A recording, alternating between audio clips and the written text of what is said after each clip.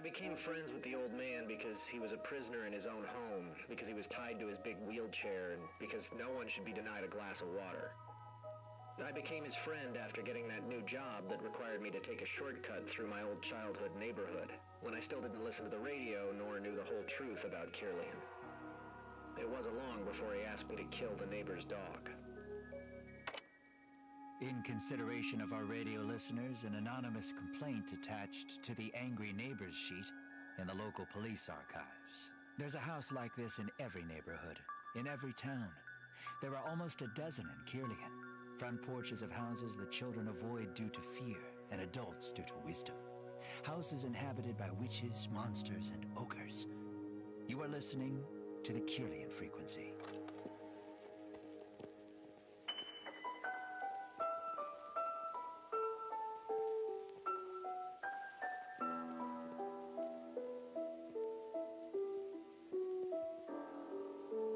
Help me, were the first words I heard the old man say.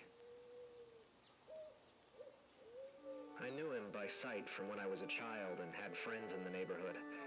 We were afraid of him. He always sat against the window, just on the edge.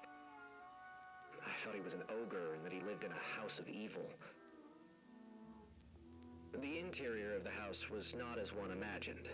Instead of children's bones piled up against the wall, of which I had nightmares when I was a child, there was nice furniture and a wall full of portraits.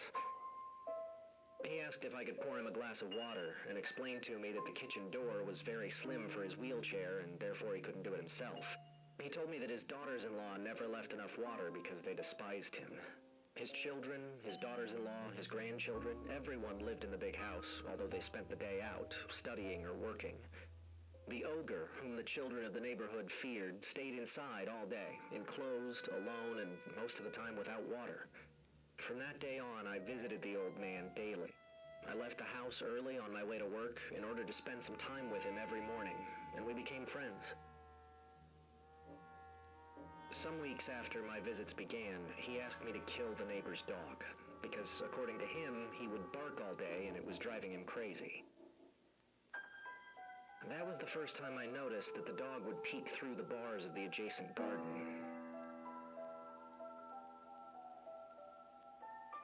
I also warned him that despite the fact that the old man was obsessed with the dog, he had never seen it. I noticed it by the way he would describe it and by how the dog looked. A couple of months ago, some new neighbors moved into the house next door, then almost out of the blue, the barking began. Every afternoon of every day, as soon as the old man was alone. "You're imagining things," his children replied. But the worst part, what really infuriated him, was being stuck in that wheelchair next to the window while the dog barked at him. I tried being empathetic and told him, at times he too was left alone, just like you. That had no effect. The old man hated that the dog only barked when they were alone, as if he wanted to tell him an impossible secret or laugh at him in his solitude. In time, the old man told me that he tried to find an accomplice before meeting me. He promised him 50 pesos in exchange for him to hit the dog until he stopped barking or was dead. The boy went to the dog's front garden, and the old man wasn't able to see what was happening.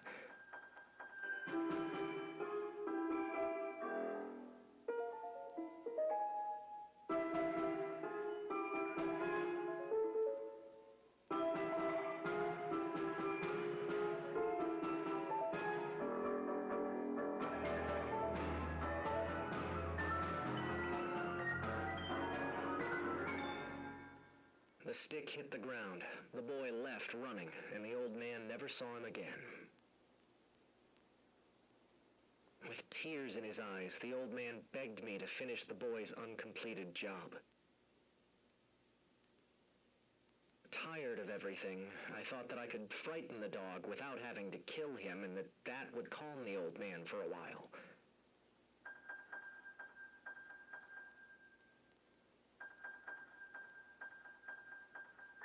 The dog backed away towards the door of the house, but didn't growl or try to attack. He looked me directly in the eyes, and I could almost sense a human side of him, much like the old man. And then I knew everything. I can't explain what I saw or felt, but I knew that there was something bad in the old man's house. I knew that there was something bad in Kirlian, or rather, lots of bad things, waiting their turn, hidden. And in some way, the dog knew it too. The old man got angry at me, started screaming, crying, begging me not to abandon him. I left and didn't see him for some time.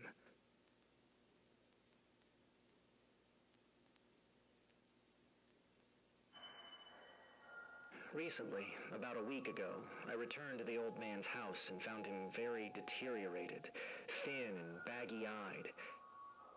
He seemed to be 10 years older. He was more scared than angry, and above everything, he was inconsolable. He told me that the dog barked with even more consistency during the last few days, and that he hated him more than ever. That the barking had turned even more high-pitched and irritating, hoarse and constant. He not only barked when the old man was alone, but almost 24 hours a day.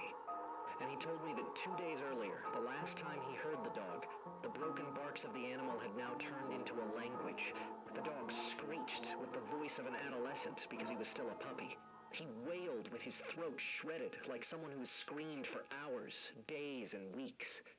The old man looked at me. He held my hand to keep me from leaving and told me that the dog had stopped barking and started talking, and told him, "Your daughters-in-law want to kill you. I heard them outside on the patio. Get out of that house while you can." Immediately after the dog spoke, his owners left the garden, got him by the leash and took him inside the house. The dog screamed, "You have to know! You have to know!" The dog only wanted to help him all this time, but the old man didn't want to listen to him. He asked me to help him escape the house, and I didn't know what to do. I apologized in the most awkward and cowardly way in the world. I told him I was late to work. I left. I escaped and never went back. During the next few days, I wanted to pretend that nothing had happened, that I had imagined everything, that Kirlian was no different from any other place. I was never a listener, but I discovered that everything was there if you paid attention. It was as if there were two Kirlians out there, the one that would listen and the one that preferred ignorance, the one that thought there was something wrong in the city and the one that knew. This morning, I saw it in the newspaper.